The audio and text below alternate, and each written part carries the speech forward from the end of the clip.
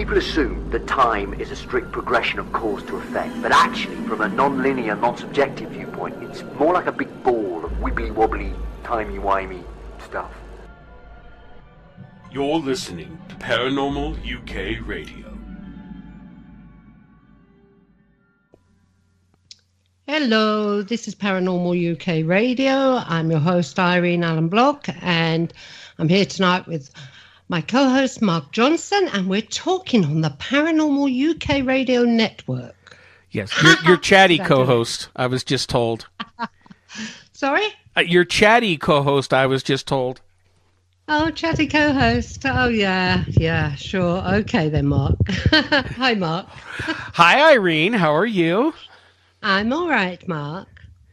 How's Gertie doing? Gertie's sleeping, I hope, in the kitchen. And the weather is absolutely glorious. Rain. So, typical Welsh weather. Yeah, nothing's changed. Nothing's changed whatsoever. It's raining in Wales, folks. Do not think about coming over here for a holiday. Not at least until we get 1 week of summer, which should be somewhere in the end of May. So what happens with June and July and August, the height of summer? It rains. It rains. So why do you live there? Because it's nice and green, because it rains a lot. It's nice and green, and it's raining. Yeah. You know where hair curl up. Here you go. You know where it's not raining? Italy. Well, Italy. I know. I'm booking. I had to rub that in there. August, and a few weeks, or hopefully a few weeks. The old man's only saying one, but what he says and what I do is different, isn't it? That's true. So off to the south of Italy, the Isle of Capri, Amalfi, Ravello, all the usual fun spots. That's it, all the usual fun spots. I'm going to go one of these days. I want to sit down on one of the bars right there on the beach and just, I'll be at the bar all week. There we go, right there on the ocean. Yeah, well, I spend most of my time at the bars in the square, in the piazzas, either in Ravello or Amalfi, or Pontone even. Pontone, I'm always in Pontone in the square drinking Prosecco at night time. You know what's sad is I was at my my nephew's triplets' first birthday party this weekend. Oh, yeah, they look so sweet. Oh, God, they're adorable children.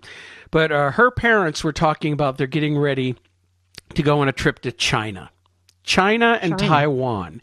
And then they talk about all these other trips they've had to Europe. And Birdie's taking these trips here and there. And I'm sitting there going, yeah, I went to Cancun once. Yeah. And you're getting ready to go to Italy? Mm-hmm. Yep. Yeah. I've never been off the bloody continent. Yeah, well, Italy's, I'm there every year, aren't I? So let's face it, I practically live out there. You should live out there. You get better weather. Yeah, that's true. It doesn't rain. It's like it rains usually if I'm out there in September. Normally you get a bit of rain just at the weekends. Always at the weekends for some reason. But the rest of the time it's so hot you can't even walk on the sand on the beach. Mm.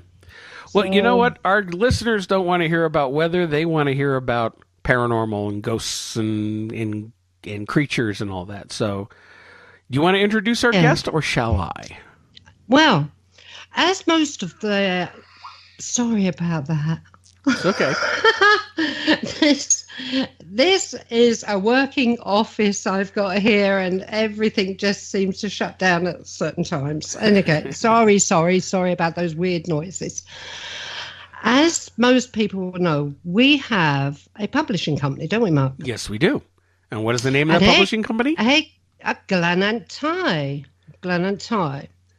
And Glenant Ty is T-Y, by the way. Yes, T-Y. Which is Glenant, T-Y. Which is Welsh. Glananty Publishing. Yes. And one of our best-selling authors is with us tonight. Would you like to introduce him from there? Yes, our guest tonight is author Andre Verge.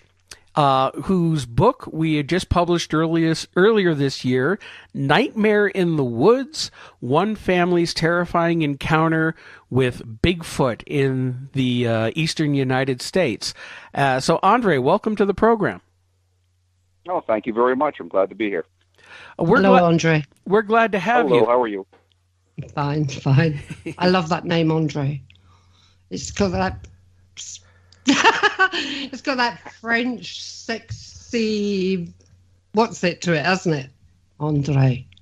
Yeah, I'm actually French-Canadian descent. Yeah. Oh, well, there you go. Okay, lovely. Well, Andre, thank you for joining us. And, we do want to tell people that your book, Nightmare in the Woods, it's kind of blowing the doors off of for our level of publishing. There is a lot of interest in this book. And now this book is based on your family's true encounters in northern New Jersey. Back in when? It was 1976? Yes, 1976. I was 8 years old. 8 years old. Now, had you lived in that house all your life, or did you recently move there? Now, actually, I originally was born in Westfield, Vermont, and I moved there in 1973, I believe. So we were only there a short time when everything started to happen. Now, again, we're going to go through some highlights of the book because we don't want to go through the whole book because, of course, we want people to buy the book, which is getting a lot of 5-star reviews on Amazon.com. And people are really, I think what people really connect with the most in the book was your writing style because you wrote it from the perspective of your 8-year-old self. And, how an 8-year-old you would expect to talk, and especially back in that time period in the mid 70s, and it really resonates with a lot of people. Yeah, we've been getting an awful lot of reports back from folks, and they can really relate to the style and also the memories that I put back into the book. So it kind of opened up the doors for a lot of people's childhood memories. Well, I remember that time period being that, it was the bicentennial.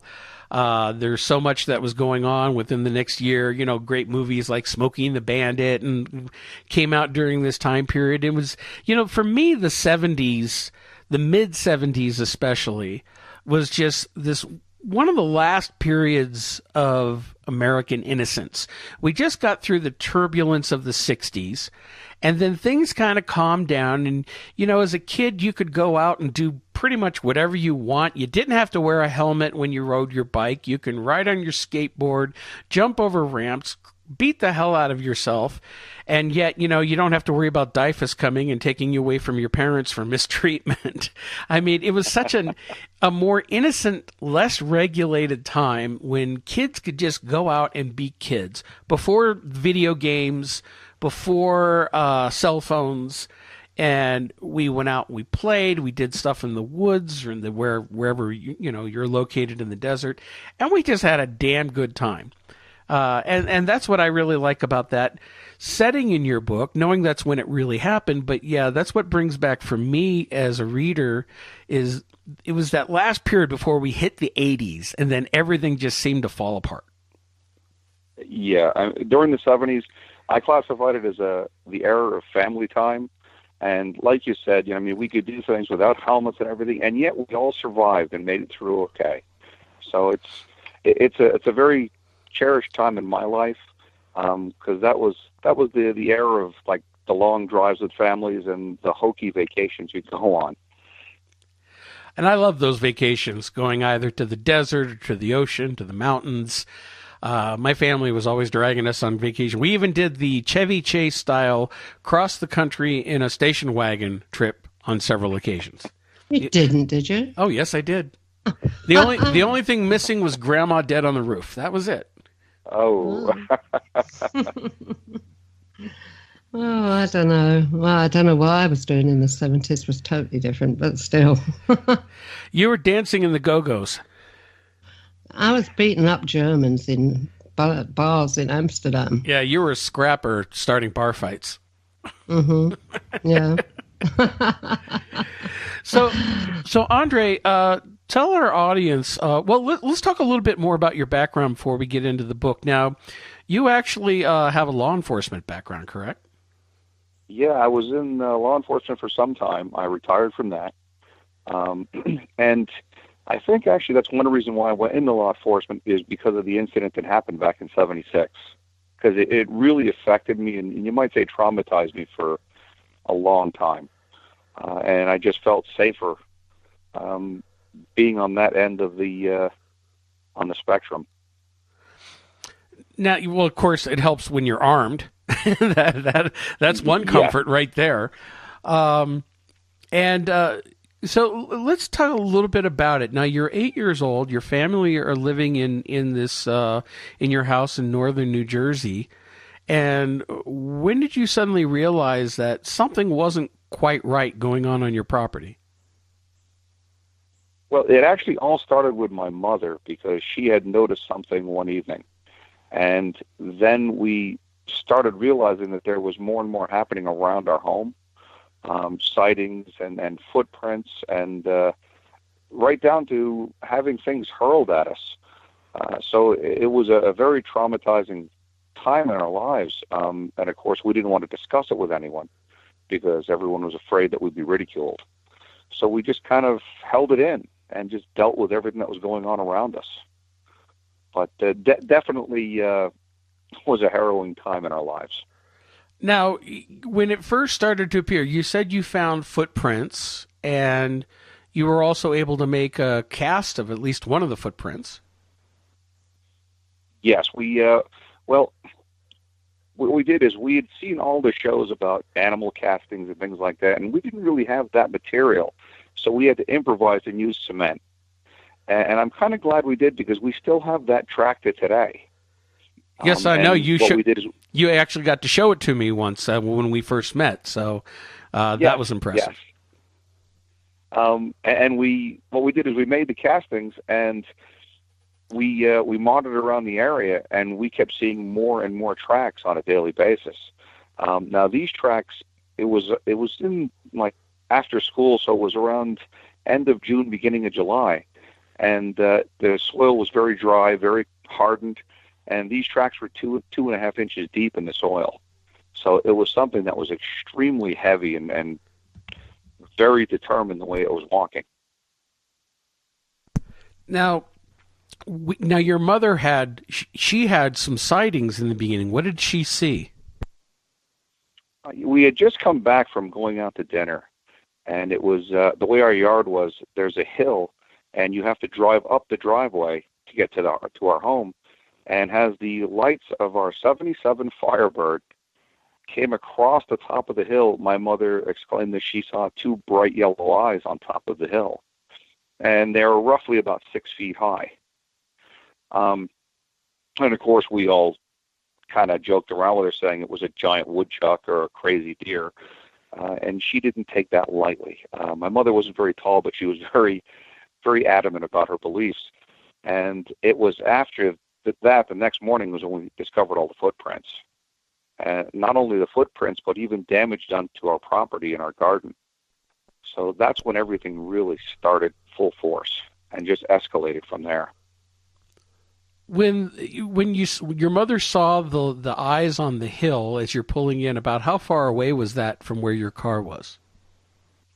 Oh, I'm going to say that was probably a good 20 to 25 yards away. So not terribly far away.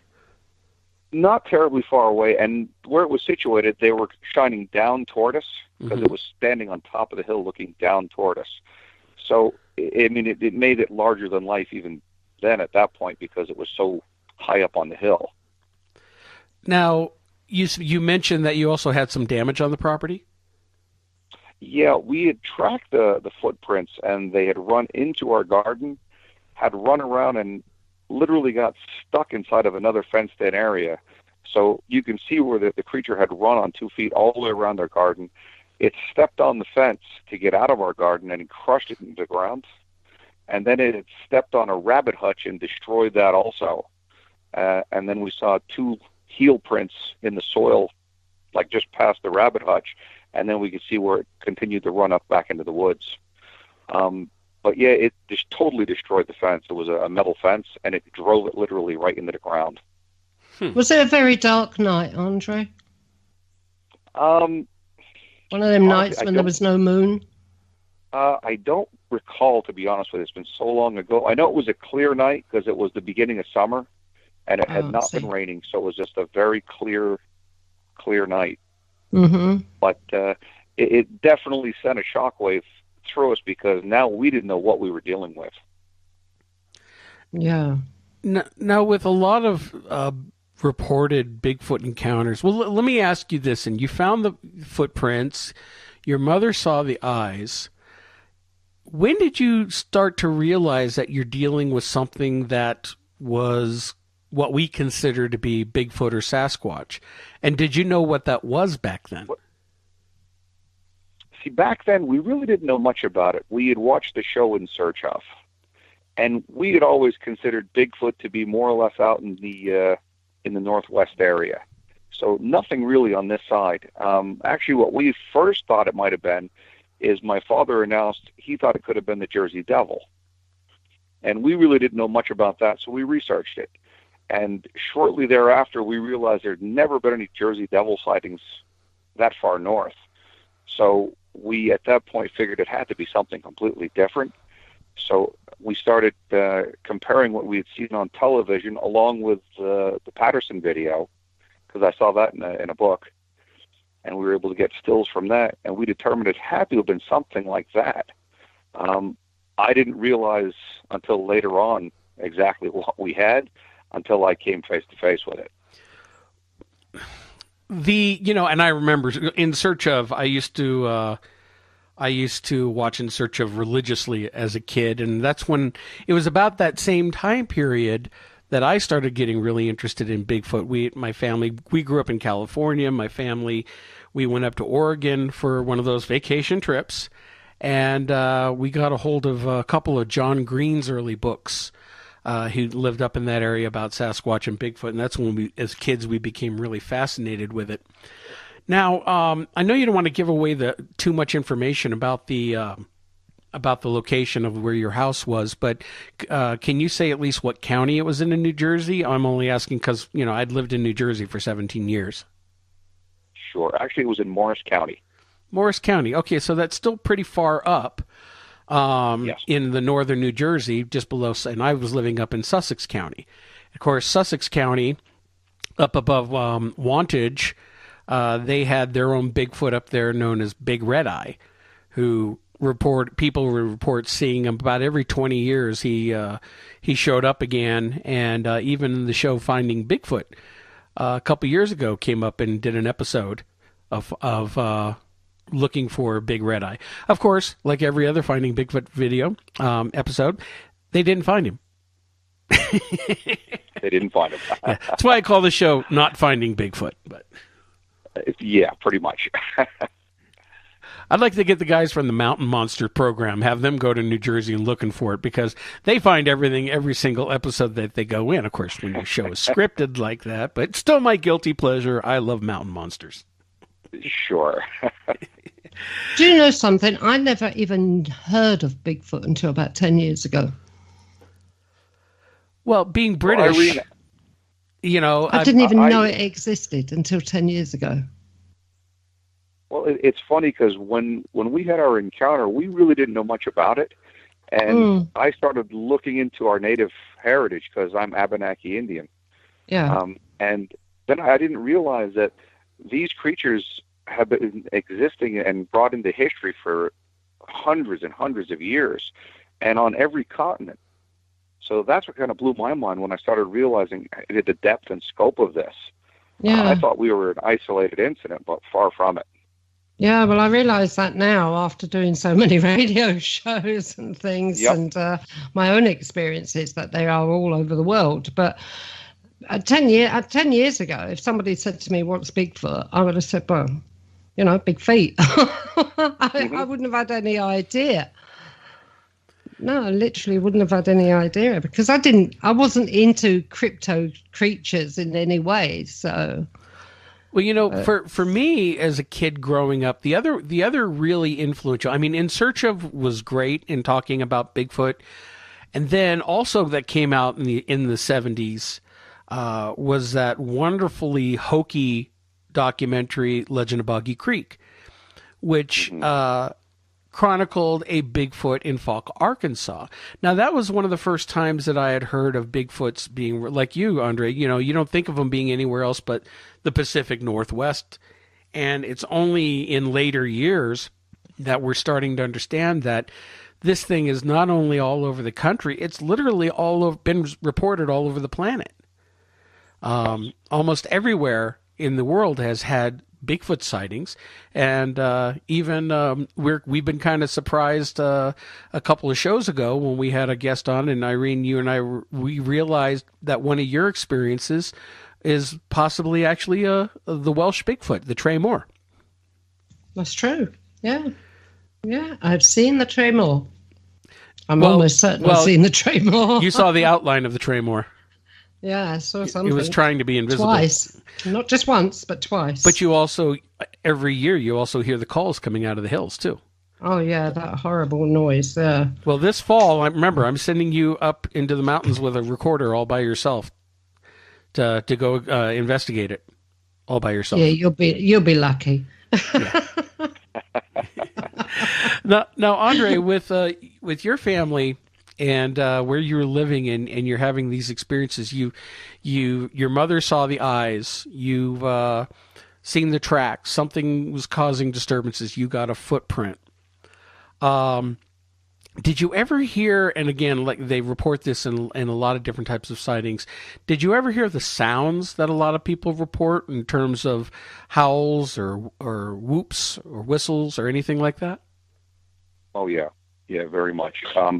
I had heard the howls, but what made it worse than that is the smell. To this day, I cannot get the smell out of my nose or my memory. And like other people that go around trying to find Bigfoot, I try to avoid it. I really don't want to be part of it because it really bothers me. I was very much traumatized as a child. Is it a rancid smell? Excuse me? What would you compare? Is it rancid? What would you compare the smell to? Yeah, it was a combination of, and not to be too graphic, but almost like decaying deer, fecal matter, and sulfur. Wow. It was absolutely horrendous. That is a pungent combination. Oh, it was vile. And again, the sounds, we would hear the sounds. I've heard grunts before. I've heard the howls. It really, it's the cause of many nightmares in my childhood and even in my adulthood, because to this day, I have a hard time traversing in the woods without a sidearm. It affected me that much. Now, with hearing the howls and seeing the evidence there, did you ever come across a situation where you saw it or came across it face to face? Yes. When I was a child, I actually was 6 feet from it. That's when I realized what it was and exactly what we were dealing with. And that's the number one nightmare I have in my brain today. Another incident that happened that really traumatized me is it was roughly 2 feet standing behind me, and it was breathing on me. That was, I mean, I don't care what horror picture you'd ever see, that tops them all. When you were 6 feet from it and you saw it face to face, just describe for us exactly what you saw. It is extremely chimp-looking, except it has human qualities. The eyes were black, because I saw it in darkness, of course. But it's very, how can I put it? It's extremely well developed, very, very muscular. It has absolutely no neck whatsoever. It looks like the head is fixed right into the shoulders, almost like it's hunching all the time. And just the absolute massiveness of this thing was incredible. I've likened it to say that the face resembles that of a combination of a chimp, with the definition of the nose and the mouth, a human with the eyes, and the roundness of almost an orangutan. And it was just like a reddish black. The fur was reddish black? Had like a reddish hue to it. Now keep in mind, it was the light reflecting on it from inside of our home, so I couldn't get a perfect look at it, but it had like a reddish tint to it when I first saw it. And I was done. What did you do? Did you run? Actually, I was inside. It was outside my window. Oh. And I literally froze. I couldn't do anything. And it kind of just acknowledged me. It just stared at me long enough to kind of like say, hey, I see you, you see me. We know where the line is. And then it just slowly stepped away. It terrified me.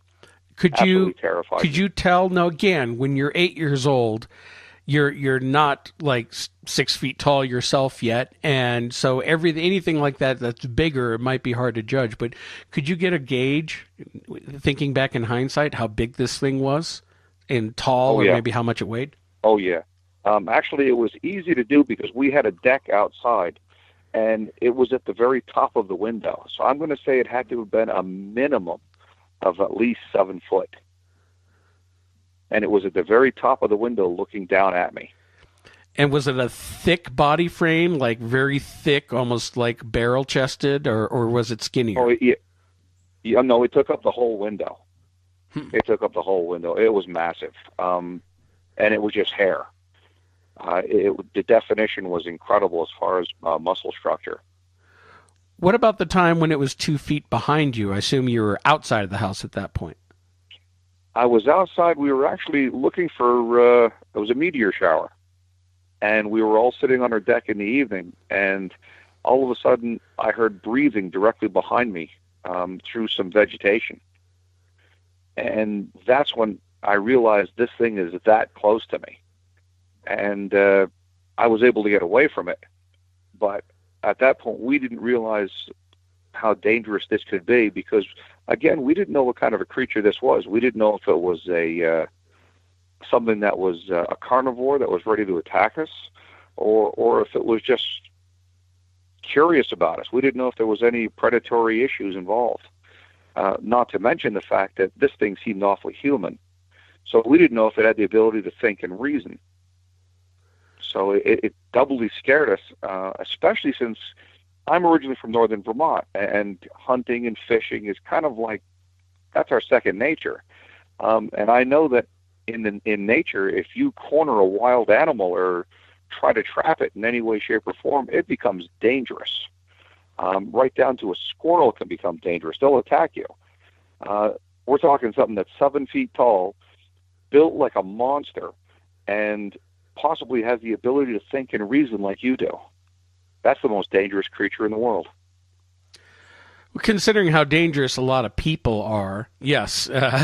If it's anything like humans, it could have the possibility of being nice or definitely do a lot of damage. Now you had those two encounters. Did anybody else in your family have a face-to-face encounter like that? I don't know. I know when I had my encounter, I suppressed it. I told no one, and I lived with it for 42 years. And I just tucked it away until finally I was convinced that I needed to write this down to get it out of my mind. I didn't realize how long I've been carrying this baggage. But I see a documentary, and I was done. What's your family's response to, now that you've written the book and you pretty much spilled the beans on everything, what has their response been? And has any of your family come back to you with more of their own stories? Well, it's funny you say that, because when I first started leading into possibly writing the book, I showed my family a copy of Boggy Creek. And I warned them ahead of time. I said, this is probably one of the scariest episodes you're ever going to see. And especially at the spot where the hand comes in the window, I told them ahead of time, just be ready. It's probably going to give you nightmares. When my entire family started laughing, I realized I had a problem. That this was getting too much for me. So as I wrote the story and my family started hearing more about it, they started realizing what had happened in the past. And now it opened up the world to them. Not to mention that for some reason, I don't understand it, but these things seem to follow me everywhere I go.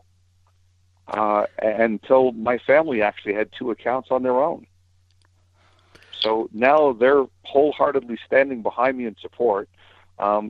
We have a whole new appreciation for the wilderness because now we're pretty much on watch when we go outside, just in case. Living the last 17 years in New Jersey before I moved out here to Colorado, the difference between there and here is you can go in the woods here. It's a different type of woods and forest. It's mostly pine with aspen, and it's spread out, where the woods in New Jersey is just thick. Most of the Northeast is the same kind of deciduous forest where you have really thick trees and branches close together, vines, bushes. Tromping through the woods is not that easy, and yet, you have deer, you have bear, you have foxes, the occasional mountain lion, which I'm more worried about mountain lions than I am anything else. Black bears don't bother me as long as you don't run up against a mother and cubs, which where I lived way up in North Jersey in Sussex County, I had bears in my backyard all the time, and you get used to them. But having something else like that out there, that is, you're right, it seems human, probably give you pause. But still, I wouldn't want to go walking straight through the woods unless you're A, with somebody else, and B, or have, some means of protecting yourself. Yes, yeah. Even when I hunt now, because I actually live in northern Pennsylvania now, northeast Pennsylvania, and I have a large piece of property out here. And when I hunt, it's not only with a rifle, I also carry a sidearm for a backup. And up until the book came out, no one understood why I carried the sidearm. I just, even though it probably won't do anything, but I just need it for self-assurance. I really do. Again, sometimes for me, it's even running into people in the woods. And again, I'm more scared of people than I am anything else, because they're the real unpredictable ones. Dealing with a creature like this, let me ask you a question. Now, you had a few encounters, and the book is mainly focused on that summer of 1976. Growing up, though, beyond that, how long did you live in that property, and did you continue to have experiences over the years while you lived there? Well, we lived there at least I lived there from 1973 until 1992 when I moved out. As far as experiences, the experiences only lasted for a brief time, for one summer. Mm-hmm. And then it seemed to have moved on. We noticed that it was traveling because we started getting reports on TV and in the newspapers as it was continuing on, going up toward New York State. Well, and it wasn't until I'm sorry, go ahead. No, finish. I was going to say, it wasn't until I wrote the book that I realized how many other people had encounters in the area, and everyone was closed-mouthed. They didn't want to be ridiculed. But now it's just like a tidal wave, flood of emotions that keep coming out at me. Everywhere I go, people are discussing it with me. What I was just going to mention, what's interesting is we mentioned before Big Red Eye. Well, Big Red Eye, as the locals call him, usually is heard from almost every 20 years. It's cyclical. And so based on what you're telling me, makes me think that these things move in a pattern from area to area over time, and they might spend one summer in one area and then they move on. And as you said, they moved up into New York State. The last time Big Red Eye was seen was in, I think, 99. There was a whole summer of 99 where up in Wantage and Sussex, New Jersey, that there were howls, there were supposedly some sightings in town, just a lot of different activity was happening. So possibly these things are migrating in a certain pattern. Well, it's kind of unique because I've noticed in every encounter I've had, it's usually in close proximity to either power lines or the gas lines, because it's a natural highway cut right through the forests, and it's a great place for game to congregate. And it seems like these things are traveling up and down these routes. Behind my home in Morris County, that's where it was. It was a power lines behind our home in the woods, and that's where we started seeing the majority of the sightings. I went on a camping trip in Pennsylvania, and again, power lines are close by when our camper was picked up and rocked back and forth and slammed back down on the ground. Yikes. So, oh yeah, we've had some horrendous encounters, and that was with my wife and my kids in the camper along with me. So really, we have a lifetime of trying to avoid this stuff, and it just doesn't seem to leave me alone. It's following me everywhere I go. Can I ask a question, Andre? Sure. When you were a kid, did you ever sit outside with your family, your father, or anything, star watching, and see anything unusual in the sky? Because a lot of reports come in that whenever these things are about, that it's usually in a vicinity where there's a lot of high UFO activity. I don't recall seeing anything. A lot of times when we were outside, because in the summertime growing up, we would live outside on our deck. Yeah. The minute school was out, we were having Monopoly games and things of that nature. But the only time we ever really were star watching is we were looking for meteors, because we were watching the meteorite showers. And there was so much activity in the sky, I would not have been able to tell, to be honest with you. Oh, I see. Okay. Now, interesting. The other experiences you had, did you have, besides those two that you mentioned, did you have any other close encounters with one or more of these creatures? And how many did you think you were dealing with? Oh, there's more than one. There's definitely more than one. As a matter of fact, the incident in 1976 actually encompassed two of them.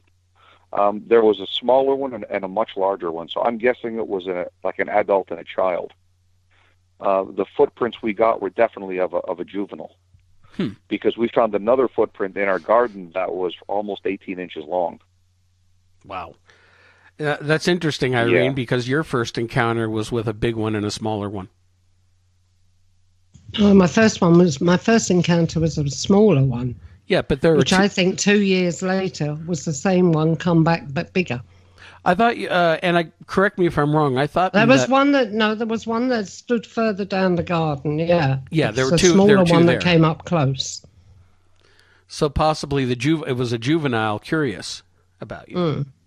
Yeah, and I still feel that juvenile 2 years later was the bigger one that came to me. It had a lot bigger. 2 years later, it had grown quite big, and that approached me then. Now, Andre, these encounters you've had has traumatized you and scared the hell out of you. Very much. Did anything ever happen that really made you feel like you were in physical danger? I mean, yeah, I know you come across a big scary monster standing there, or it's breathing down your neck. Did it ever do anything aggressive towards you, like it was going to hurt you? Yeah. Of course, when I was a child, I mean, I had rocks thrown at me and sticks and things. And that was more or less kind of like telling me, back up, get out of the area, leave. I had an aggressive encounter, actually with my wife and my children, because we homeschool our kids. And we decided to take the day off and go on a picnic. And we went to a park in the forest. We finished lunch, and we decided to go for a nature hike on trails. And now looking back, I realized we were hiking along the power lines. And as we were hiking, we came in contact with one of these creatures where it started slamming branches, and it was doing the tree knocks, everything, and then the howls. And it was aggressive because we were watching entire bushes slamming back and forth. And as we were trying to leave, it was paralleling us. So it was more or less following us. If it wasn't for a utility truck coming down and putting itself between us and the creature, I don't know what might have happened.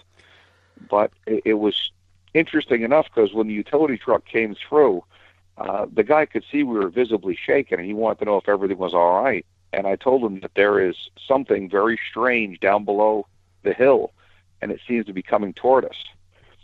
And he looked at me and he said, okay, yeah, we have had some reports, and he drove down that way. So at that point, it was our opportunity to get out of the area. And we got out as fast as possible.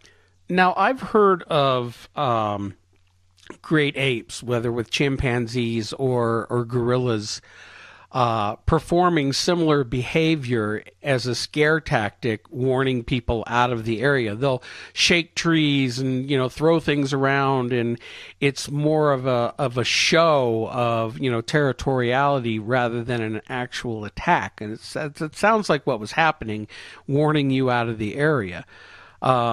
Again, the truck showed up, and so that helped you get out of there, so you don't know what would have happened otherwise. Although I have rarely heard of any credible reports of a Bigfoot seriously attacking somebody.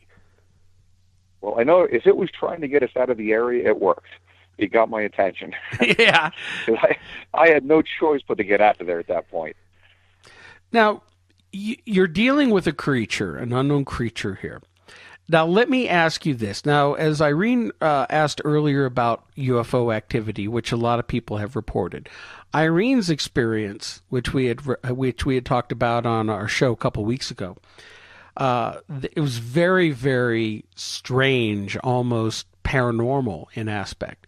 From your personal experiences, what do you think these creatures are? I've been asked that many times. To this date, I really am not sure. I'm really not sure. I know I look back into my my ancestral heritage in Native American, and I know that we've always been taught that they were the guardians of the forest, and it was a definite line you did not cross. You didn't go into their world, they wouldn't come into yours. And if you did, it usually meant that something horrible could end up happening. So you don't actually think they're blood and bone? Do I think they're blood and bone? Actually, I do. You do? I do. I do believe that it is definitely a flesh and bone creature, but I also believe it has a spirituality behind it. Mm-hmm. Because I've almost come to the conclusion that these things, maybe perhaps that they keep coming around me, is because of my ancestral heritage. Yeah. And they're almost wanting to communicate. But at the same time, quite frankly, they scare the hell out of me, and I don't want to communicate. I just want to be left alone. And actually, I left New Jersey for that reason, to get away from this. And I figured perhaps going across the Delaware River would be enough of a gap. I didn't realize until later that where I'm located in northeastern Pennsylvania, I'm close to Port Jervis, New York, and that was one of the giant hotspots for Bigfoot. So you might say I stepped out of the frying pan right into the fire.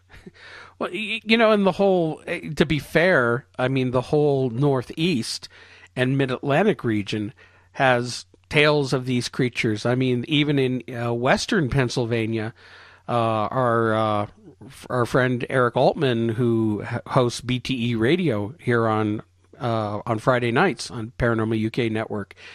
He runs Bigfoot research out of Western Pennsylvania, going all the way into Ohio. Tim Stover with Ohio Bigfoot Hunters and the Ohio Grassman. I mean, these things are seen all over the place. So pretty much anywhere in the northeastern area of the U.S., I think you're going to run into something like this, especially with all that thick forest that provides a lot of cover, a lot of food source. Now, did you think that these are flesh and blood creatures with a spiritual aspect? Did you ever have any encounters that seemed to defy logic or seemed paranormal in any kind of way? Oh, gosh, yes. My family, we live on 43 acres in Pennsylvania, and we're right on a lake. And my family, my girls especially, they love to put game cameras out. And they'll put bait out to try to catch raccoons or fox on the game cameras because they really enjoy that. And their biggest goal is to try to catch a bear, perhaps. Well, we put the game cams out one day, And where we're situated in our home, we can see the game cameras in the distance. Well, around 10:30 at night, we're seeing the flashing continuously going off for at least a good half hour to 45 minutes, just nonstop. So we know that we're getting great pics out there. The next morning we went to retrieve the game camera. We looked, and there was over 70 pics that went off. The first pic was of my daughter setting up the game camera, and the last pic was of her picking it up. Everything else in the middle was black. So none of the other pictures took? Nothing else took. But we knew that it worked prior, and it worked at the end. But we saw that their pictures were taken, but every single frame was totally black. There was nothing. And the only thing I could think of to try to make logic of it was something put its hand over the lens, and all the bait was gone. That's the only thing I could think of. We decided also to put out two game cameras, rather, across from each other in a distance that they wouldn't be able to be picked up. That night, and it was the very next night, nothing came for the bait whatsoever, which again defied logic, because with all the wildlife we have up here, there isn't a time we can put something out that something doesn't come and get it. But the next day we go out there and all the bait's exactly as we left it. Well, I've heard something scared everything away. I have heard stories from other researchers that these creatures seem to be able to sniff out game cameras. Doesn't matter how well you hide them, they always know when they're about. I think that they may have a sensitivity to electromagnetic fields, that even a game camera with batteries in it is either putting off a high-pitched whine that's beyond our hearing, but they're picking up on, or they're picking up on the electromagnetic field to know that there's an electronic device in the area, and they try to avoid it. Yeah, it would make sense. We were totally dumbfounded on how this happened, and a little nervous after that as well, because it wasn't too long after that we had an encounter here in the house. In the house, we knew that we knew that we were not alone at this point. We have two dogs, and our dogs bark at everything. And whenever a squirrel or anything comes around outside, they're in the windows, they're barking at the doors. One evening, all of a sudden, the dogs start barking, but they won't leave the middle of the room. And they're looking all around the house together as if there's something going around the home, and they're just barking at the walls. Well, so I stepped outside to find out if there was something outside, and lo and behold, I got a nose full of that familiar smell. So I realized there was something definitely here. I shut the doors, we kind of stepped away, and just kind of monitored the area for the rest of the evening. But the dogs would not go anywhere near the walls. The next morning when I went outside, there were trees bent down along my house. So I knew that there was something definitely had come by to pay a visit. Do you think that there's ever been anything inside of your house, or that maybe because it came up to the walls on the outside of the house, the dogs didn't want to get too close? The dogs didn't want to get close. Now, I don't believe it came in the house itself per se, but just the fact that it really came right up to the outside of our home, and it showed no fear at all. Anything else, I mean, when they hear the dogs, it'll take off. Mm-hmm. Bear and all that, but this, it continued for probably a good 3 or 4 hours. Wow, that long. Okay. Yeah, it was not leaving. Did you ever experience anything where, I'm trying to find the way to phrase this without it sounding too wacko, but in a lot of cases, and again, I defer to Irene's case, where these people have reported that these things seem to have an ability to mask themselves or cloak, not necessarily, making themselves invisible, but being able to not be visually seen, whether they're, vibrating at a higher level and we don't see them at that level, or they do something else to mask themselves and be effectively invisible. People report feeling like there's something like standing right there in front of them, and yet they can't see it. Did you have any encounters like that? Not per se. I mean, I've been in the woods before, and all of a sudden I'll have an overwhelming feeling that I'm definitely not alone. And especially where I am here in these forests, there could be a bear walking within 25 feet of you. You might not see it. So there's a lot of cover, and especially if something doesn't want to be seen, it won't be.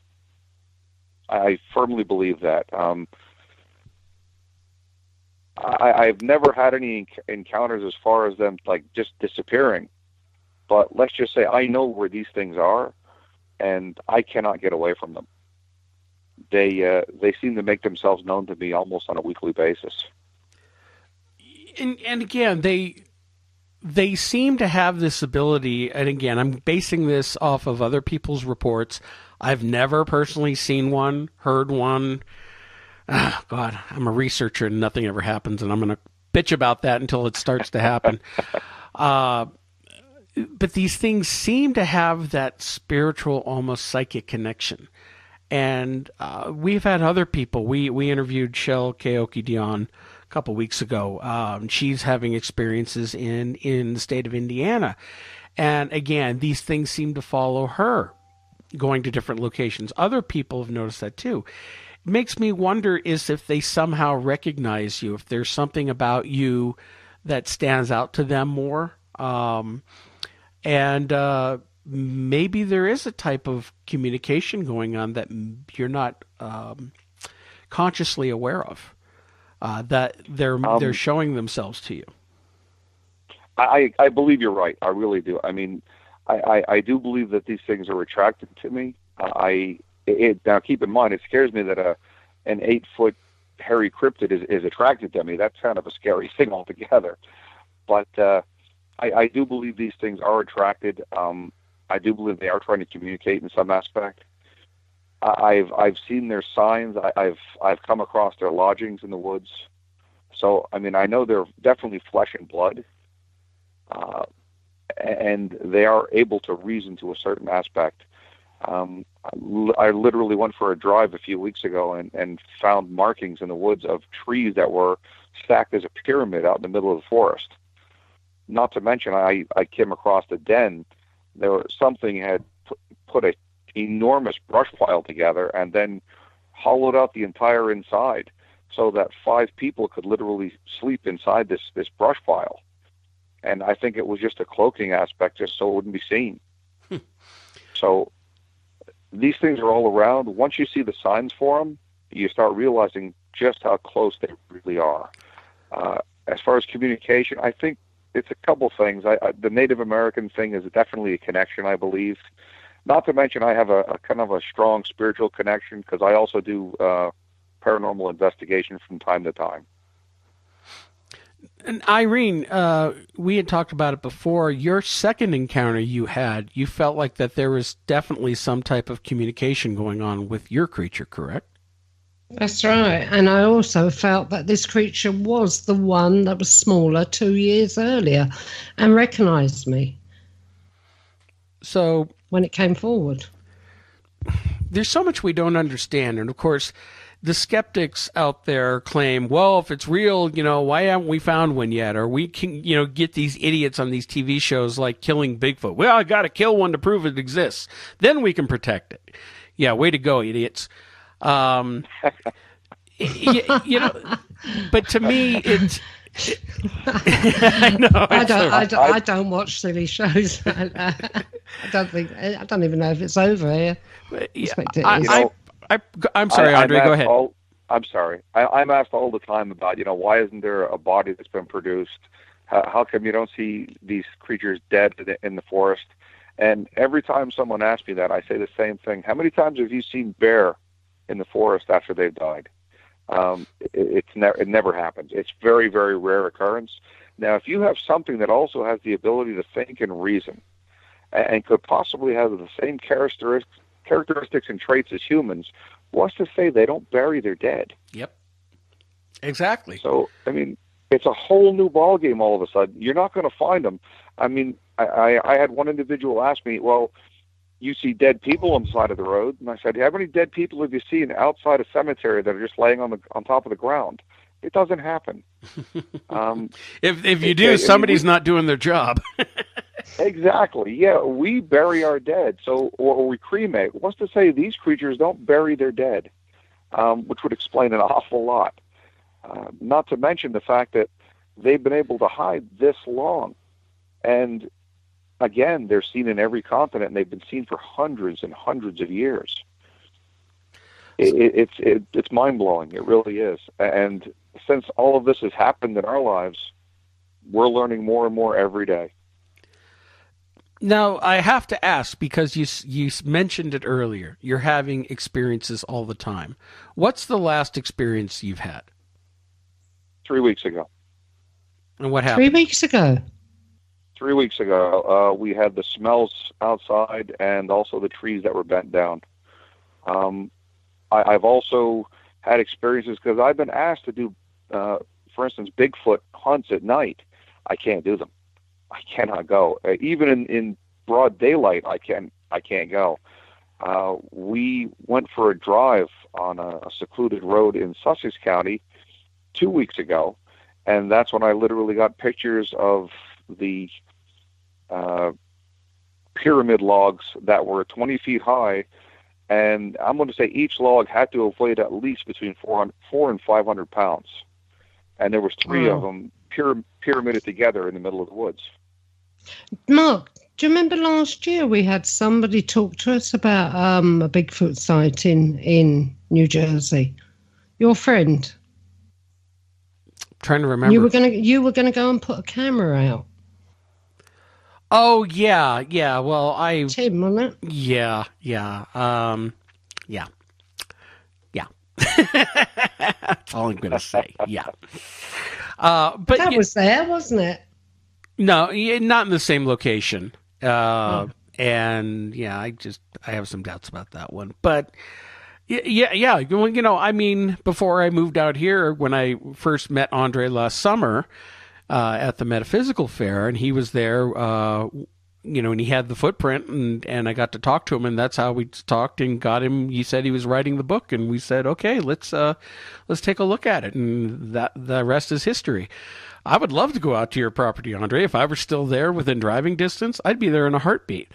And, those types of things don't scare me per se. I'm sure if I was out there and I came across one, I'd, be crapping my pants. But at the same time, I'm one of these idiots who goes running towards things like this because I just have this overwhelming, insatiable curiosity to learn. I think that these things are definitely not just animals.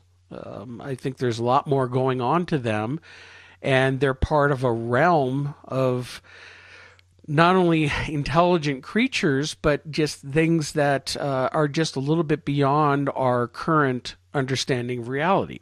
But they are still very much integrated into our reality. Yes. People always ask me, as far as, why are they around us? And I come up with the same answer every time. They're not around us. We're around them.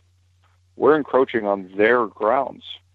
And I think it's a matter of time before a full-blown encounter where something is going to end up happening. I hate to say it, and I don't want to sound like it's in a negative connotation, but enough's going to be enough after a while, and something, I think, dangerous will eventually happen. Well, something else from your book, and I want to bring this up real quick because I've heard about this in other encounters. Now, you and your family actually contacted the authorities. Yes. And yes. Something really odd happened with that. Yeah, we contacted the local police department, and the next day they sent out a car along with a Suburban. And they informed us we had to stay in the house. They were going to conduct an investigation, go around outside, and collect evidence. So they took tracks. They took a section of our fence away. They were cutting down tree branches, things of that nature, and tons of photographs. And they had also were going through the woods, collecting things out of the woods. When they were finished, they came back with a large, it was almost like an edger for doing paved driveways, and they stamped out all the footprints. So there was nothing left. So they destroyed evidence. They collected They it destroyed everything. and then destroyed it. Yeah. Yeah, they collected everything that they could and then destroyed everything else that was left. And they gave us a business card and informed us, if you would give us a call in 3 business days, we'll have answers for our investigation. So we waited for 4 days. We waited an extra day. And when we contacted the number, it didn't exist. We happened to have friends in the police force, so when we contacted them, they came right out and said, we don't know what you're talking about. No one's ever been to your property. And it was mind-blowing. And that's when we realized that we're alone. We couldn't count on anybody to help us in this situation. And that's when my father kind of changed, you might say. He took matters into his own hands and reverted back to the Vermont style, which is more or less, you come on my property, I'm going to get you off my property. Mm-hmm. So he kind of reverted to nothing's going to happen to his wife and family. And we were pretty much waiting. We had guns at the ready. Every room in the house had some type of a firearm and a flashlight waiting to go. But thank goodness it didn't come to that. It finally left on its own accord. But I think if my family knew of the encounter I had face to face, it would have ended differently. I couldn't speak to anybody about it. I just, for lack of a better word, clammed up and hoped it would all end. And then eventually it did. Sorry, Mark. Go ahead. I've heard of this. I've heard of this before, where people had phoned the authorities, and somebody's turned up, took everything away, and then when they actually get back in touch with that authority, they've got no record of the telephone call or anything. Yeah. There was no record of anything. Everything had been whitewashed away. Yeah. So if it happens to me again, I'll be straight onto the Welsh police, and if it's not a Welsh policeman that comes out here, I'll know that I'm being treated the same way. With fake ID, you trust the authorities to show up. And again, remember, this is the mid-'70s. This is 1976. A much more innocent time. And let's face it, the conspiracy theories that we have today and distrust of authority was nowhere like it was back then. Everybody was trusting. You called the police. You trusted them to come out and help you. You trust the government to come out and help you, not realizing that they may have alternate agendas. Yeah. I mean, coming from a law enforcement background, I would be the first to say to everybody, don't distrust, your local police. If you need help, definitely call them. But in the situation that we had, it was just totally washed away, as if it never happened. The only good thing we had as far as evidence is the fact that we did a casting ourselves and took it away before the authorities got there. Otherwise, they had no idea that we had a footprint, and we've kept it all these years. Which is wise. Now let me ask you this. Obviously, by calling the authorities and this other agency, whichever they were, Black Ops, military, we don't know, came in, and it puts you on the map. It puts you on their radar. You have something going on in your property. After that point, they came and you realized that it wasn't real. Did you ever have any issues moving forward with feeling like you were being watched or interfered with by these people? Not so much. Again, it's been a long time, and I was very young. But for the most part, when the whole incident started to subside, we kind of tried to put our lives back together, because it was a horrible time in our lives. I can vividly remember being so afraid, being outside with my mother, and my brother and my father had gone off to work because we had a landscaping business. And my mother and I were close to the wood's edge, and that's when rocks started being hurled at us. And I know it's a horrible thought to make, but all I kept thinking of is how dominance, male dominance in primates could possibly take over, and they'd abduct my mother. And that scared the devil out of me. At that point, I became I had to be the protector of the family when my father was not there. And for an 8-year-old kid, that's a horrible burden to have. Did you ever feel, or did you ever attempt to communicate and lay down some ground rules. Like, sometimes, if we're do a paranormal investigation, and at the end of it, before I come home, I speak out loud, say, okay, you're not allowed to follow me home. You can't come with me. You can't appear to me. You can't do anything to scare me. Did you ever at any time That's try... what he says. I say bug off. Yeah, she says naff off. But, did you ever say anything out loud, like talking to the woods to hope they hear you, saying, hey, leave us alone, don't do this, don't do that? Or as a kid, I mean, not even as a kid, I mean, even nowadays, you're obviously having encounters around your own property. Do you ever attempt to do that level of communication to try to lay some ground rules so that everybody can live relatively peacefully together? Not really. I mean, when I was a child, I was so afraid that the minute it started getting dark, everyone was in the house. We pretty much gave up our summer. Mm-hmm. And where we lived in Morris County, we pretty much lived in the forest because, with motorcycles and just continuously walking. It seems like everybody back then used to go for walks at night. My whole family would go on these long treks in the dark, walking up and down the country roads at night on warm summer nights, and everything halted. We were totally in fear. And as far as doing it now, I think it's affected me so much. When darkness starts to come now, I start heading inside. Mm. I have a hard time right now taking our dogs out at night. And I know it sounds silly, but I think it's affected me for such a long time. When I'm outside, I have every light on outside. And 9 times out of 10, I have a 357 Ruger in my coat when I go out and let the dogs out at night, just in case. And now that these occurrences have happened with my family as well, they realize and they go on heightened alert whenever we go outside. So we don't know what could possibly happen. And again, I'm speculating because I have a wife and 2 daughters. And it keeps going back to that primal instinct that scares me to death. I would hate to see one of my girls carried off. I just feel that I understand. I feel that it might be beneficial for you. And again, I understand your fear, your concerns. You want to protect your family. That if you're out in the backyard, whether it's day or night, do it in the daytime. Okay, bright sunlight. You don't have to do it at night.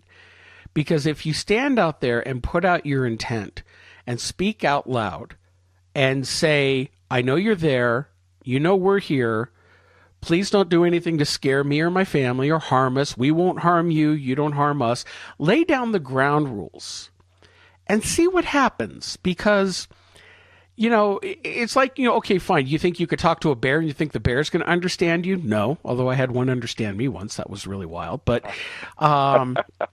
But I think that these things are intelligent enough. I think that they even have a type of psychic ability in some cases that you can make yourself understood. And I think that if you go out and lay that ground rule, let them know you mean them no harm. You ask that them don't do anything to harm my family. You guys, please keep your distance. Don't do anything to scare us, and we'll live here peacefully. You could give that a try, and that's totally up to you. It might sound absolutely ridiculous to you, and you're saying, no, this guy's nuts, forget it. But I think not at all. I think that from a spiritual standpoint, it might be to your advantage, and it might even help you start getting past some of the fear that you've had since childhood, because it was such a trauma. Maybe treating with a mutual respect, that maybe you might get somewhere that helps you lessen your fear and makes things around your house a little more bearable. I would love to. I know I was recently asked about going out on a Bigfoot hunt and sitting in the woods by myself to try to lure these things in while others could watch from a distance. And when I was asked that, the first thought was, are you people all insane? Because there was no way I'm going to sit out in the woods and try to lure these things closer to me when I've been spending a lifetime trying to get away from it. It's an interesting ride. It really is. I didn't expect the outcome that developed, because I literally wrote this book to get it out of my system. I didn't realize that these things were going to be even further thrust in than it originally was. Well, your book has struck a chord with people, and there are a lot of other people, as you mentioned earlier, that you're finding have also had encounters. And I think we can go ahead and mention at least this part of it. I know there are no details that we can share at this time, but you'd mentioned that there is a film producer who's maybe actually interested in making a movie out of this. Yeah, actually, we were approached. A gentleman contacted us through another producer, and they were very much interested in making a film, because they said that it was so realistic and it was just so down to earth that it struck a real chord. His daughter had originally purchased one of the books, and he had read it, and that's when he got in contact with us. But it's been an interesting ride. I don't know what's going to develop out of that. There's been a lot of talk about how things are going to go, but we're still waiting to hear. Of course, I mean, whatever happens, I'm going to make sure that it's kept true to form, so it's not exaggerated, because once Hollywood gets involved in things, yeah, we know how that goes. Sometimes. Based on a true story, yeah, it's like maybe has a vague similarity to a true story that happened. Yeah. Yeah, and then they change it to whatever they want. Gotta love Hollywood. Yeah. And I mentioned that the one woman who's interested in this, ironically interested in your story, actually lived on the property or one of the properties. Actually, she lived on a property that was recorded later on of having its own incident.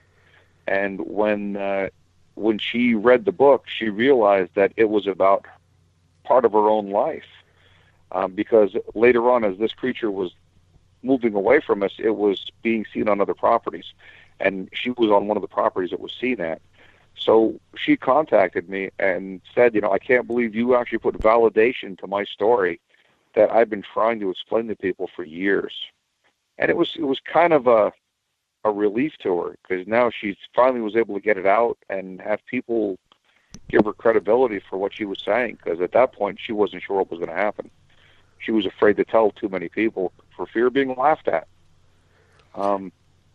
That's why I think the book really struck home with a lot of people, because I really don't care what people think. I have my share of negative reviews here and there from people that say, "Oh, he's making it up," or it's all hokey, and that's fine. I have a cast print that'll prove what I'm saying. I don't see too many people coming up with evidence that I'm wrong. Which, by the way, I will mention that there is a photo of that cast print in the book. Yes. And again, even in some of the things that happened when I was a child, one of the things that happened is we came across where it was living, and we entered into its realm. So that adds even more fear to what happened to me, because we crossed the line. Mm-hmm. And now I know where that line is. As a matter of fact, when we go about on these nature drives in Sussex and in Pennsylvania, and I start seeing signs of where these things are, you can see a distinct boundary line that's blazed through the woods that you don't go past the line. So I know where these things exist, and I think once someone goes into their realm, that's when they start having their encounters. I know we're coming up towards the end here, and so I wanted to mention the fact that you also you mentioned with your Native American heritage, give you a chance to talk about real quick your tea company. Oh, sure. Go Tea. Yeah. We have a Native American tea that's actually been in my family for over 300 years, and they recently discovered that if you're a type 2 diabetic, it reverses diabetes. We've got about a 95% success rate, and just about everybody that's drinking our tea is pretty much off of all conventional medication and insulin. That's fantastic. And it's been really turning heads, Mark. It really has. Of course, it does have some side effects, which aren't too bad because it increases blood circulation and oxygenation. And we have been told it's also a natural form of Viagra, but that's another story. I haven't told my son that yet. You haven't? Okay. No, not that bit. Not that bit. Okay. Wait for his wife to come and thank you. I was going to leave it and see if it happens. And he came to me about it. Yeah. We've been. I'm sorry. Go ahead. No, Mark. go ahead, Andre. We've been really having some really fortunate circumstances with it because we've only been in business for a little over a year, and in a year's time, we've completely blown the market apart with it. So if anybody's interested, it's www.tegotea.com. Definitely check us out because our goal is to pretty much eliminate diabetes. And I can assure you, I've bought some as well. So yeah. I believe in it. I definitely believe in it, and I'm desperately hoping that it's going to help my son, who has diabetes 1. So yeah, we've always been told, and it actually stemmed from my grandmother, that for every disease on earth, the cure or remedy is here if you just want to look for it. But most people are just lazy and they don't want to. So we decided to go back to our heritage, which is a lot better than a pill. Well, it's not that they're lazy. It's just that the pharmaceutical companies are not interested in creating cures. They're interested in creating more customers. That's why they never. We have cures for all this stuff, all these natural medicines that have been found and suppressed because you can't make money if you cure somebody. You want them to keep them coming back. That was the crazy thing when we first started working with the tea company. Because, like I said, I'm the founder of the company, and it's 100% family and native owned. But when we started working with it, we were told that we should be selling the tea for an exorbitant amount of money for the properties that it has. So we came up with the fact that most people just can't afford a lot of money nowadays. So our goal was to help more people than to worry about getting rich. So we're selling it for $33 a week, which, in accordance to what the pharmaceuticals are putting out with their pills, is just mere scratch. It's just a drop in the bucket for what they can get. And I think it's kind of tended to get them upset with us.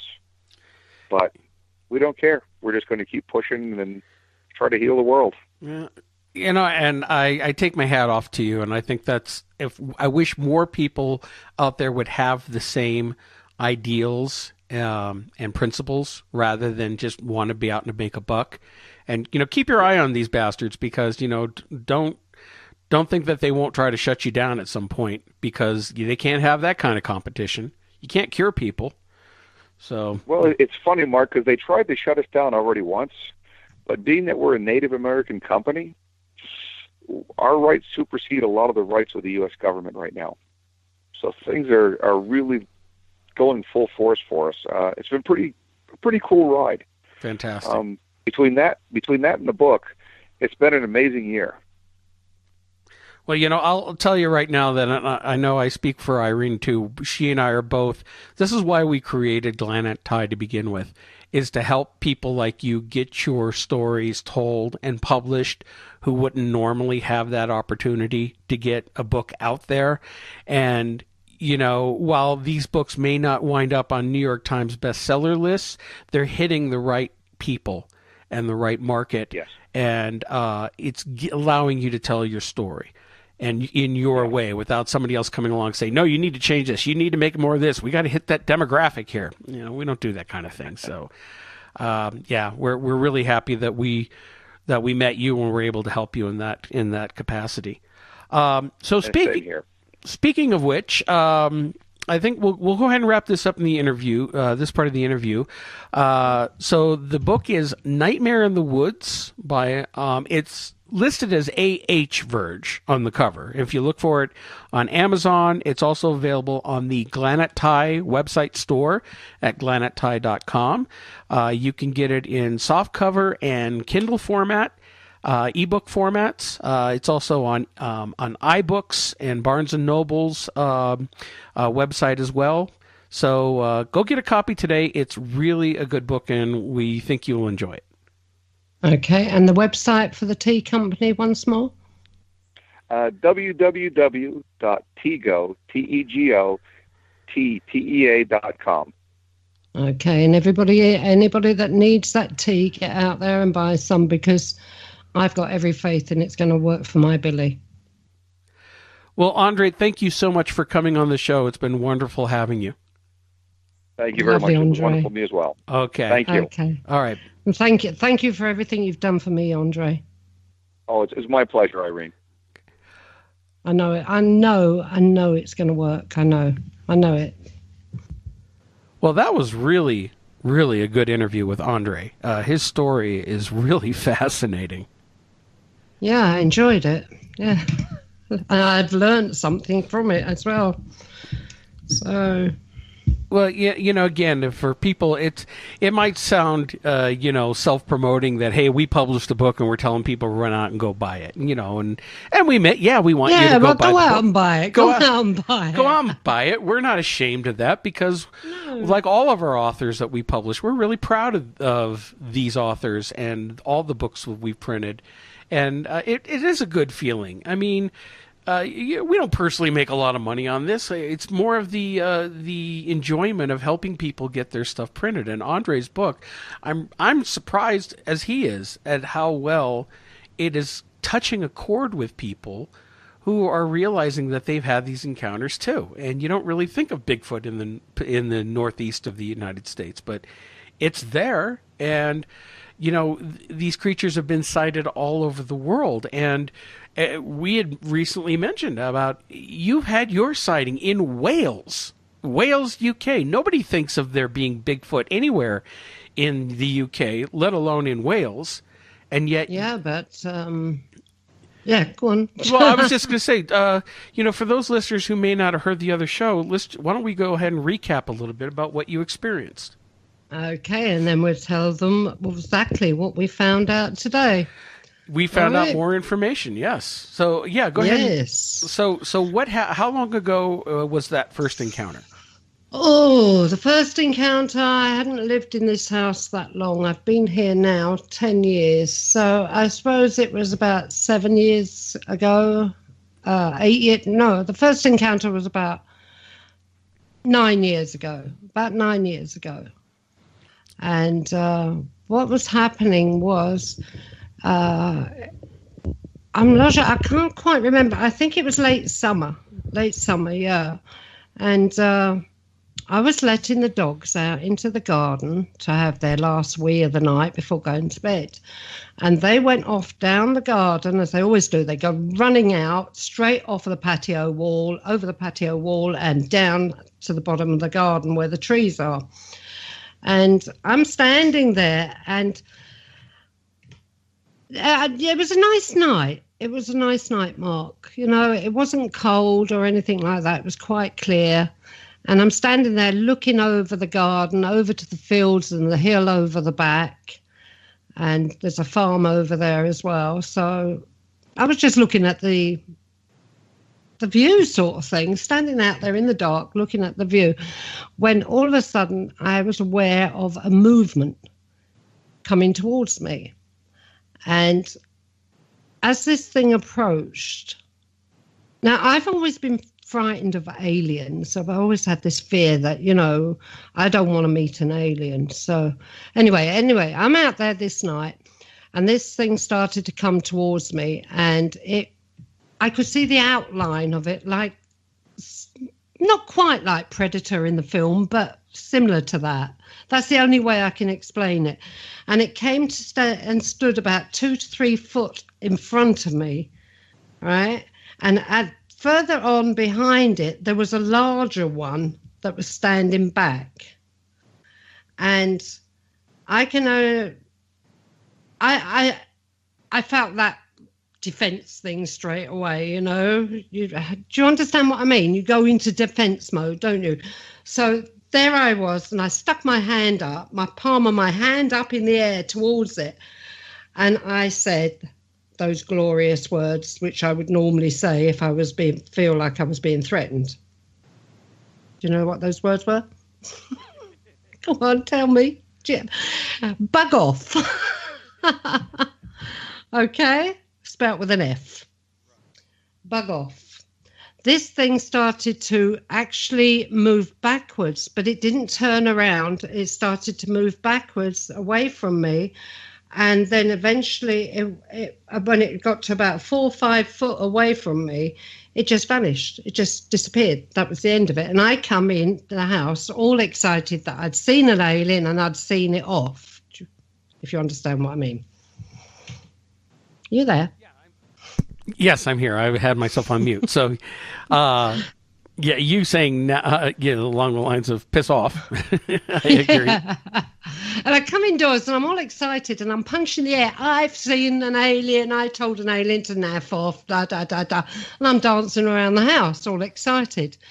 And then it hit me. I'd just seen a blasted alien, And anyway, I composed myself. That was the end of that. I didn't think any more of it until a couple of years later, about 2 years later. I was again letting the dogs out. Same thing, out for their last wee of the night. And this thing came towards me, but now it was much, much bigger.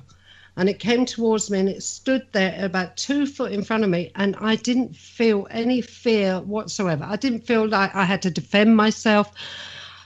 I felt quite serene. I just stood there facing this thing as it was near me. Now, the security lights on the patio had gone off. They'd switched off because the dogs were no longer in the beam of the lights. Okay? Mm-hmm. And they were still at the bottom of the garden. And I stood there for what seemed like, more than likely was only a few minutes, but to me seemed like absolute ages with this thing in front of me. And I did not feel any fear whatsoever. And it was the same thing. It was like the outline. It was big. It was stocky. You could tell that it had some sort of arms that reached down maybe to it. This what's that part of your leg? The bottom part of your leg under your knee. I can't remember what it's called now. And where was I? Oh yeah. And it was very, very stocky, and it didn't seem to have any neck whatsoever. It was just like Andre said, its head just stuck into its shoulders sort of thing. Very, very broad, very, very big outline of a thing. Anyway, so I'm standing there watching it and everything, and feeling absolutely no fear from it. Sorry about that. My computer just told me it's time to go to bed. Tell your computer like you told the Bigfoot to piss off. Anyway, I'm standing there watching it and everything. The lights were off on the patio because the dogs were out of the beam. And, I've messed up. When the dogs first went down the garden, right, obviously the lights, when they went out of the beam, the lights went off. I was standing there waiting for the dogs to come back, and the beam came on before I saw this thing approach me for the second time. That's when I saw it approach me for the second time. It broke the beam. Interesting. Of the lights. Anyway, so now it was right up near me, up on the other side of the house, because I've got to explain, this house has 2 back doors. So I was at the far back door at this particular point, out of the beam. So the beam went off behind it, but I could still see it because it was a very moonlight night, and I could still see the outline of it because also behind me was the boot room where you put your galoshes, I think you call them over there, Wellington boots and things here, and the light was on in there and shining. I was standing in the doorway, so it was lit up behind me. So there I was with this thing for about, I don't know. It just felt like ages, although it may only have been about, like I said, 5 minutes. 5 minutes is a long time. Yeah, maybe not even as long as that. I don't know, but it seemed like absolutely ages. And the dogs were off down the garden because it's a very big garden, doing their own thing and one thing or another. Then I came to my senses and realized that, this thing was standing there. My dogs were out there on the other side of this thing. This thing was between me and my dogs. So I called the dogs. They come running up the garden. Now, I've got guard dogs, so they're big bug-off dogs. They really are big boys. They come running up the garden. They got as far as the patio. The light went on because obviously they hit the beam. They got as far as the far end of the patio, which was about 30, 40 foot away from me. Mm-hmm. And they stopped dead in their tracks and snarled. The hackles went up and they just literally snarled. They would not come towards me. I'm going, come on, indoors and all this sort of thing. They would not come towards me all the time. That thing was standing in front of me. And then it just moved away and that was it. And the dogs come running in the door. I came in the house and for a few seconds, I didn't think any more of it. And then it suddenly hit me that something from this creature or whatever it was I'd been looking at had been kind of downloaded into my mind, that I had received some sort of communication from it, but I had no idea what the communication was or anything. My mind was blank. And that was the last time I saw it. But 7 years ago, that was. Now, so the first time it was 9 years ago. The second time was 7 years ago. I think that this would be one of those times where we could do a hypnotic regression on you to go back to that time and see if you could pick up what that information was that was given to you. That's something to think about. Yeah, it is, isn't it? Now again, it certainly didn't give me any cooking recipes anyway. It was probably giving you communication to tell you to get down and start cleaning up the dog crap in the bottom of the garden so it wouldn't step on it, you know. No, seriously, it did. There was something. It was like ESP. There was something that went between me and this, whatever it was.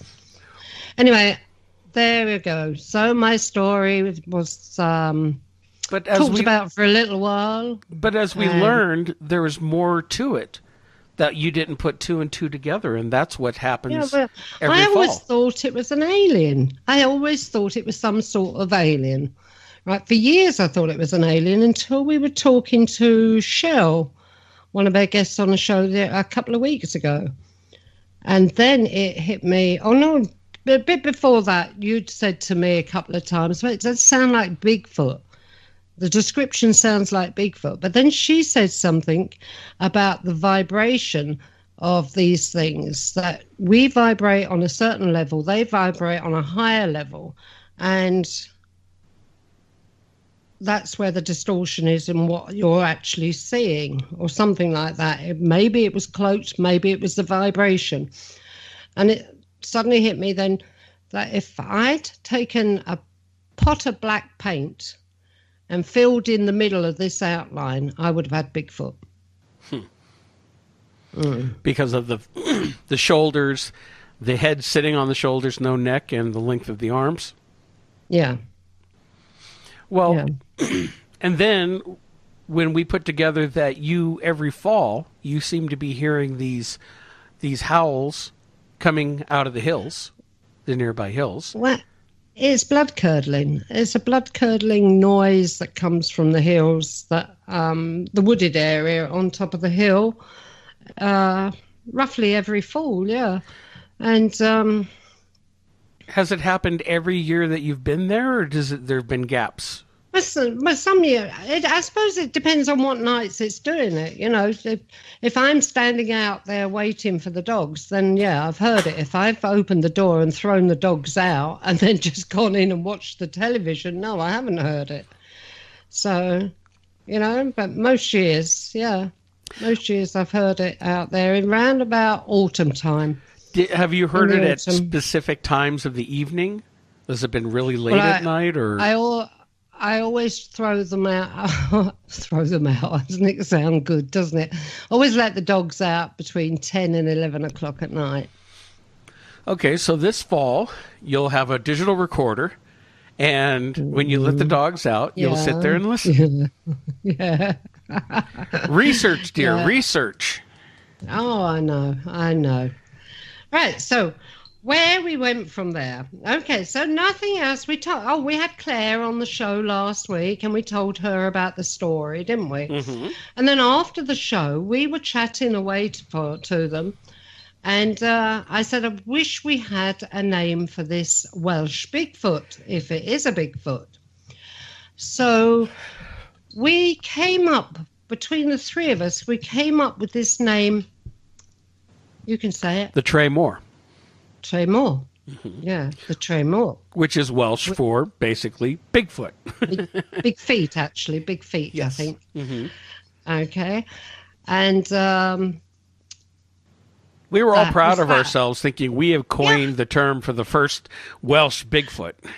Yeah, we were. We really were. We've got to copyright that name. Yes, okay.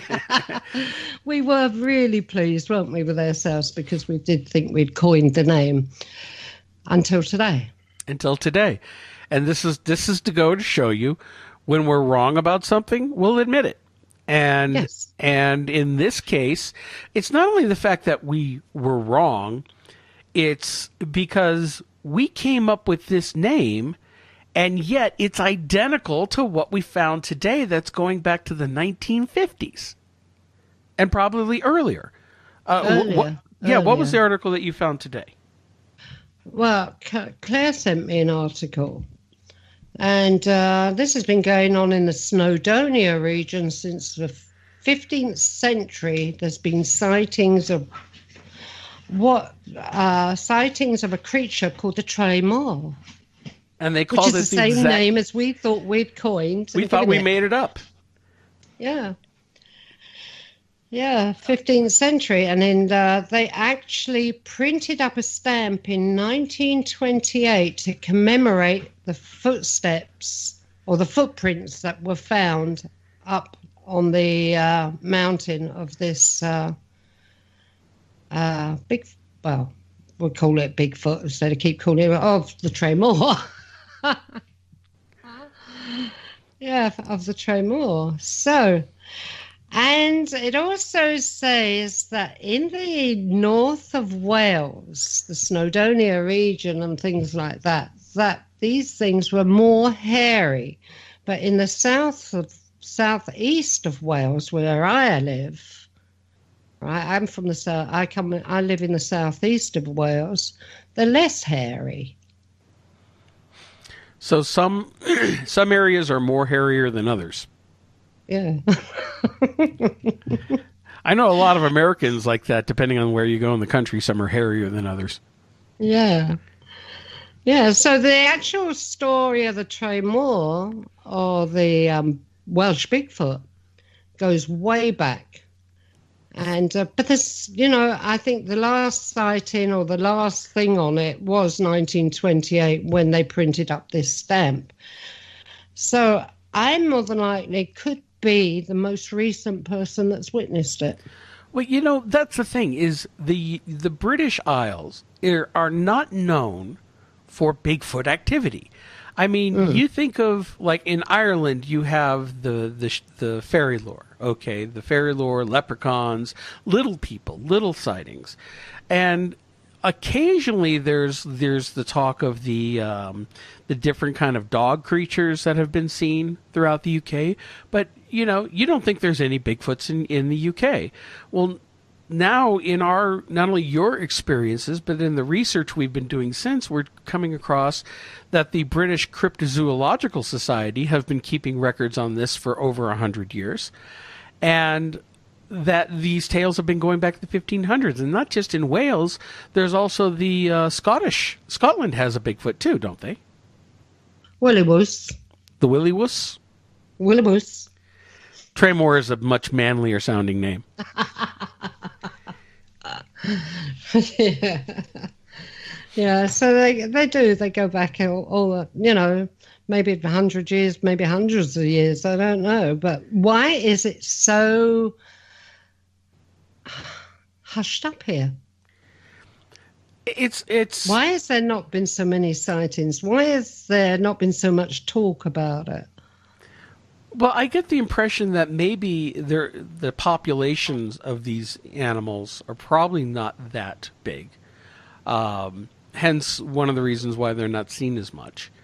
There's also the fact there is a paranormal aspect to these creatures. And, most Bigfoot hunters laugh at that, and they say, no, it's an undiscovered primate. Well, if it was really an undiscovered primate, and if they had them in the UK, and the UK is still small enough, somebody would find the damn thing. Okay, I'm sorry. I can understand some of the wild... No, UK is not that small. Oh, you're tiny. You're insignificantly tiny. All right. I'm going to get in trouble here. Taking the piss out of the UK. Yeah, up yours.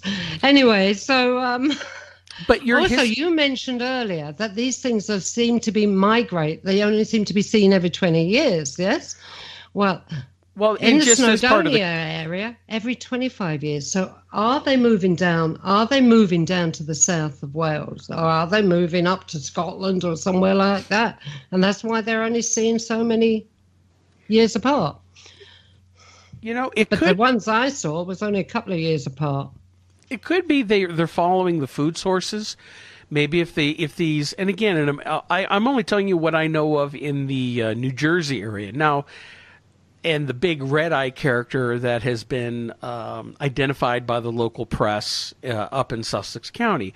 But yet still there are Bigfoot sightings all over New Jersey. Especially in the western parts of the state where it's much more forested. Even down south in the Pine Barrens, where people claim they see the Jersey Devil, which I'm one of those who, jury's out on the Jersey Devil. I believe in Bigfoot more than I do the Jersey Devil, because there's never really been any real credible sightings or photographs of this thing. But there are people don't think that New Jersey. They think it's all like they think of Newark when they think of New Jersey city, urban. But there's so many hills and farmlands and dense forests throughout not only New Jersey, Pennsylvania, and the whole Northeast. Plenty of cover out there to hide these types of creatures. And in the area that Andre was talking about where he lives, it's very thick up there. So it doesn't surprise me that there's these creatures. Now, not being familiar with the topography of Wales and where you live... I'll tell you. Okay. You've got at the bottom of my garden, there's 2 or 3 fields. Then you lead up the hill over to the woodland. Right now, they're all native British trees. They're not pine trees. They're all native British trees. And there is no, what was it he mentioned? No what? Andre mentioned pylons going through the woodland. Oh, the electrical line and big power lines. There's no power lines out there, but there are open fields. Well, in most cases, the native animals here. Okay, we do have deer, we have wild boar, but not round, as far as I know, not round where I'm living. Here, you'd get badgers, foxes, rabbits, type of animal. Small animals. Yeah. Nothing 7 feet tall and weighing about 600 pounds. No, not unless it's farmed. Not unless it's farmed. There's a dairy farm at the back of me up on the hill, which is, got about 100 cows. Mm-hmm. And that's about it, really. But you talk about pine. I've got a massive conifer, a gigantic conifer in the front garden, in the drive. Now, one year... all the branches on it were broken. There was like a big hole in it, as if something had fallen from the sky, gone through, smashed all the branches down, right? Ruined the look of the tree, absolutely ruined it. And fallen into the actual tree and broke it down, okay? Now, this tree must be it is taller than my house, and my house is very tall. In fact, I've got to have the top of it lopped off when I can afford it. But it ruined it. literally ruined it. And Brian had to cut cut it all away where it was all still hanging, but only by a thread, and take it down in case any of it fell on the children. The other day, I went out there. I've got a smaller conifer tree out the back, and something has got a hold of. It's like somebody's put their hand in up into the conifer tree. Now, this conifer tree is about 14 foot high, so about 7 foot up, I suppose, 6 foot up. It's like somebody has put a hand in there and pulled one of the branches out, and it's just sticking out. Do you know what a conifer tree is, Mark? Yes. It's a pine tree, basically. Yeah, it's conical shape, isn't it? You know, it's really, really nice. And it's like somebody's got a hold of it, gone, put their hand through it, right? Something big has put their hand through it and pulled one of the branches out where it's just dangling outside the tree. It's not growing up the way it should do. Now, let me ask you I don't know whether another. that's important or anything like that, but I thought that was rather weird because that's going to have to be a big bug off bird if a bird done that. But now here's another quote. You know, we're thinking about maybe these things migrate in cycles, maybe times of year. Now you hear the howling and screaming coming from the nearby hills in the fall. But what times of year was your 2 sightings in your backyard? Your back garden? Oh, I don't know. I thought the first one was late summer. Late summer. And the second one, I can't quite remember. It could well be about the same time. Okay. So it's late summer. So they're obviously still around other than the fall. If you're having these sightings not in the fall, but yet you're here. Late summer here is what, September? Yeah, and then you get into October. We're going into fall. Right. So okay, it's getting closer. I'm wondering if the howling you're hearing in the fall are mating calls. You know, because usually, like bears and a lot of other animals, they'll mate in the fall. And like bears, they'll mate in the fall. And then during the winter when they're hibernating, that's when they give birth to their young. So probably late summer, early fall is when they hibernate. I mean, they mate, and then they hibernate through the winter, and then they give birth in the spring. So possibly, this is just an idea. It's not even a theory right now. It's conjecture. But possibly the howling you're hearing is like somebody calling for a mate. Well, yeah, I get the impression that it was like a male, one single male up there howling or making this bloody terrific noise. But there was nothing coming from any other area that was answering it. So he was, he was a bit out of luck, actually, I should imagine. He's having difficulty finding a mate. And it went on. It wasn't, when it happens, it's not just one night. It goes on for about 3 nights, 4 nights in a row. Interesting. Well, again, Miss Researcher. And I always thought, it's wild peacocks or something stupid like that, Are there? But when I listened to wild peacocks calling on, what I actually did is I did go onto YouTube and I did put peacock calls on there. It's nothing like it. Well, yeah, especially if you had to estimate how far away the sounds were coming from, or the hills, how far of a distance it was from your house, how far would you say that is? Well, I live in a valley, so I would say about a mile. So that's a long distance to travel. Even a peacock call, I doubt you could hear a mile away. Now, Well, of course, but you can go out there outside my back door and call out, and you'll hear the echo come back. Okay, So this was up high because there was no echo coming back from it. Interesting. Very interesting. Well, you know what? We're going to have to keep, like you said, your dogs, while we were doing the interview with Andre, your dogs were were acting strange about the back door that goes to the back garden, you could go out. Tell you what, we'll wait here right now, and you go out the back door, and you shout at us if you see anything. Do you realise it's pelting down with rain out there? So you have an umbrella? Yeah, but you don't have to do your hair every day, do you? Well, there's me sitting here in my PJs, and you want me to go out there in the rain? Yeah, it's all in the name of science. Science? Yeah. Research. Science and research, yeah. What, are you afraid the Bigfoot's going to see you without your slap on? That would scare it away, wouldn't it? Slap for you Americans is makeup, so. Yeah. Your hair all done? What, you need to go find a good Bigfoot dress to go out and go look for it?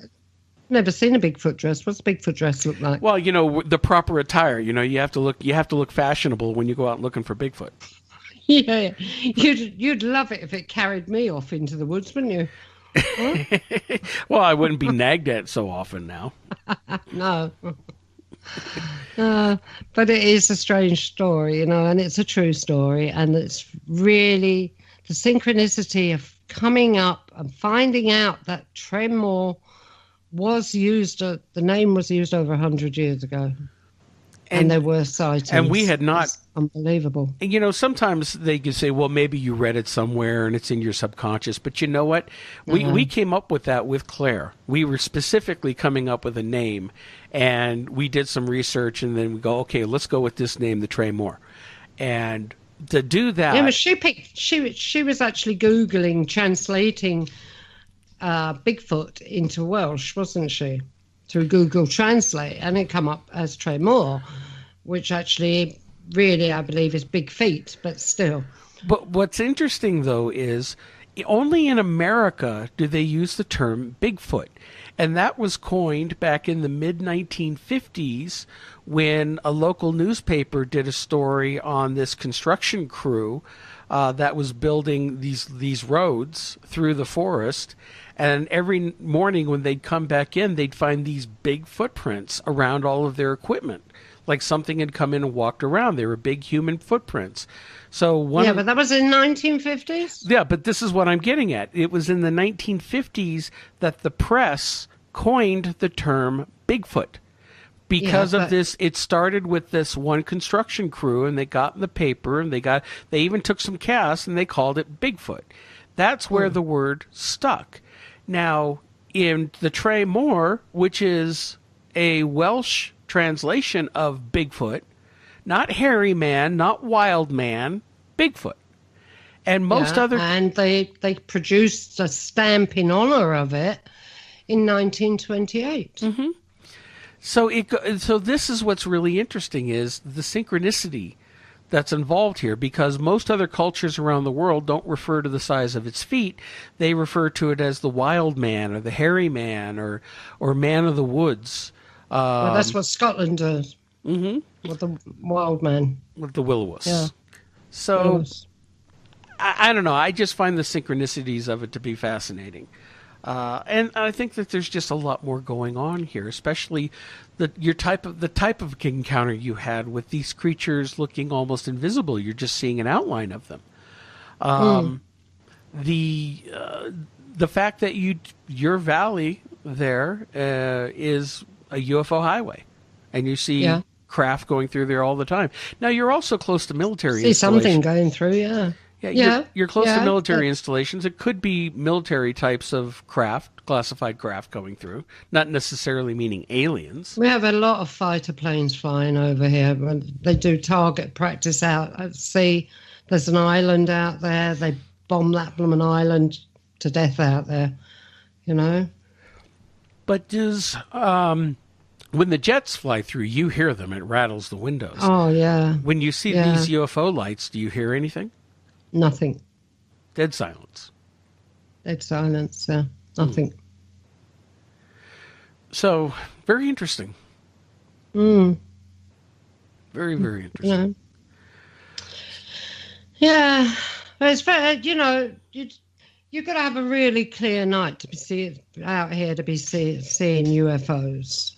There's always so much cloud cover at night time because it's always raining. Yeah, always raining.